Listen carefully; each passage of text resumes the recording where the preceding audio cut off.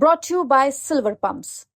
Top quality और consistent performance के लिए सिर्फ सिल्वर पंप्स नाम याद रखना। बजट से फुर्सत में आकर राजस्थान के मुख्यमंत्री भजनलाल शर्मा नरेश मीणा के परिवार वालों को मुख्यमंत्री निवास में बुलाए, क्योंकि जगह जगह से फीडबैक आ रहा था कि जनता में भारी आक्रोश है। उनके दोनों बच्चों के जो भावुक अपीलें थी उसे लेकर खुफिया एजेंसियों ने भी रिपोर्ट दे दी थी कि एक बड़ा जन आंदोलन ये बनता जा रहा है और कहा जा रहा है कि समाज के देश भर के अधिकारियों का भी एक बड़ा दबाव था। और आज समरावता कांड पर बड़ा फैसला लिया है भजनलाल सरकार ने। 30 दिन 35 दिन के अंदर जो भी नुकसान हुआ है पूरी भरपाई करेगी सरकार। जो घायल हुए हैं उनके मुआवजे 30 दिन के अंदर दिए जाएंगे। जो भी आरोपी है उन पर कार्रवाई करने के लिए प्रक्रिया शुरू किया जाएगा। नरेश मीणा को जो समाज के लिए खतरा बता रही है सरकार अब बैकफुट पर है। अब खतरा नहीं बताएगी, क्योंकि नरेश मीणा समाज के लिए खतरा नहीं है। एक छात्र नेता है जो भावुकता में, आवेश में अपना आपा खो देता है और यहां से नरेश मीणा को एक प्रबुद्ध नेता के रूप में आगे निकलना होगा। क्योंकि जब मुख्यमंत्री निवास में नरेश मीणा को लेकर फैसला लिया जाने लगा तो कद बढ़ता है। जब कद बढ़ता है तो जिम्मेदारियां बढ़ती है और उन जिम्मेदारियों को उठाने के लिए अपने कंधे मजबूत करने होंगे नरेश मीणा को। मैंने कल भी कहा था कि सरकार से वार्ता रखनी चाहिए। नरेश मीणा को बाहर लाना हमारा काम है और समरावता में जो भी नुकसान हुआ है या फिर समरावता में जो बच्चे 60-65 बच्चे मुकदमे में फंसे हैं, वो कई बच्चे प्रतियोगी परीक्षाओं की तैयारी कर रहे हैं, उन सब के मुकदमे वापस होंगे। ये बड़ा फैसला है, इसलिए कह रहे हैं हम कि ये जनता की जीत है, नरेश मीणा के आंदोलन की जीत है। समरावता गांव के सभी मांगों को पूरा करने पर सहमति बन गई है। ये एक बड़ा फैसला है और यही लोकतंत्र में जनता के दबाव की जीत भी होती है।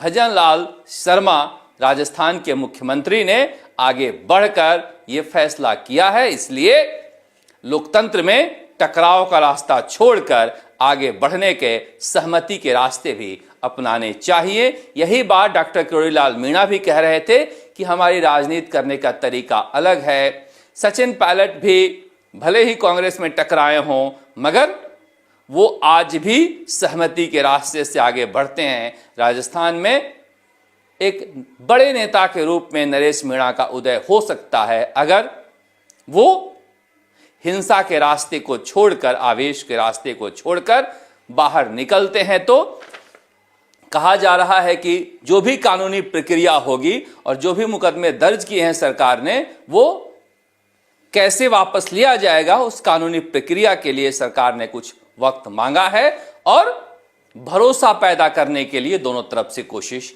होनी चाहिए। अब क्या कैसे होता है आगे तो कहा नहीं जा सकता है, मगर यह जरूर है कि जिस तरह से गांव-गांव में नरेश मीणा का बोर्ड लगने लगा था, सरकार के ऊपर एक भारी दबाव था और कहा जा रहा है कि जितने भी इस इलाके के विधायक मंत्री थे वो भी सरकार को फीडबैक दे रहे थे कि जनता में नाराजगी बढ़ती जा रही है। भजनलाल शर्मा का एक सराहनीय फैसला, जिस फैसले का इंतजार हम कर रहे थे, भजनलाल शर्मा ने वो फैसला लिया है। वो महत्वपूर्ण निर्देश क्या है?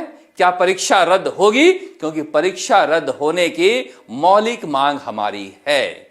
परीक्षा किसी भी सूरत में रद्द किया जाना चाहिए, क्योंकि इस परिस्थिति में यह परीक्षा पहुंच गई है कि अगर गलत थानेदार थाने में लगाए जाएंगे तो फिर राजस्थान का बेड़ा गर्क है। ये अगर फैसला लेती है सरकार तो ये जनता के संघर्षों की जीत होगी। जो सालों से बच्चे लड़ाई लड़ रहे हैं उनकी जीत होगी। भजनलाल शर्मा क्या लगातार 2 दिनों तक राजस्थान के संघर्षशील लोगों को खुशखबरी देने वाले हैं? पता नहीं, क्योंकि जब तक मिल न जाए तब तक ज्यादा उत्साहित होना ठीक नहीं होता है। साथ ही हम मांग करते हैं कि सीबीआई जांच की भी घोषणा हो जाए। अब लोग कह रहे हैं कि सीबीआई जांच की घोषणा हो नहीं सकती, क्योंकि क्या पता इसमें सरकार के कोई मंत्री फंस जाए, अधिकारी फंस जाए, या फिर कांग्रेस के नेता फंस जाए, क्योंकि नेता तो एक ही थाली के चट्टे बट्टे होते हैं। तो अगर सीबीआई जांच की घोषणा नहीं भी होती है, हमें लगता है कि सीबीआई जांच की घोषणा होने में कोई दिक्कत नहीं है, क्योंकि जज साहब समीर जैन ने बार बार ये पूछा है। मगर फिर भी हम चाहते हैं कि ये जांच आगे बढ़े। परीक्षा रद्द होकर ये अगर जांच रुक जाती है तो मामला सुप्रीम कोर्ट में भी जाएगा। आधार मजबूत करने के लिए जांच को मजबूत करना जरूरी है, और पिछले 6 महीने से ये जांच की गाड़ी रुकी हुई है। हम चाहते हैं कि राजस्थान के पेपर लीक माफियाओं के सीने पर चोट हो, पीठ पर चोट हो, जहां पर उन्हें चकनाचूर किया जा सके, उन सब जगहों पर चोट होनी चाहिए। हम किसी एक परीक्षा की लड़ाई नहीं लड़ रहे हैं। हम राजस्थान में जो भर्ती परीक्षाओं की गंगोत्री गंदी हुई है, हम उसकी सफाई की बात कर रहे हैं। गंगोत्री ही गंदी है, गंगा की सफाई से कुछ भी नहीं होने वाला है।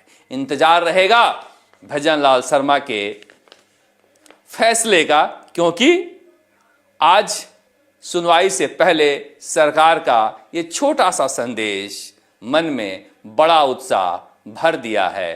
पर क्या पता, हम तो बार बार उत्साहित हुए थे जब सरकार ने कमेटी बनाई थी, जब एसओजी ने रिपोर्ट दी थी, जब पुलिस मुख्यालय ने रिपोर्ट दी थी। मगर हर बार उत्साह जो है वो फितूर हो जाता है।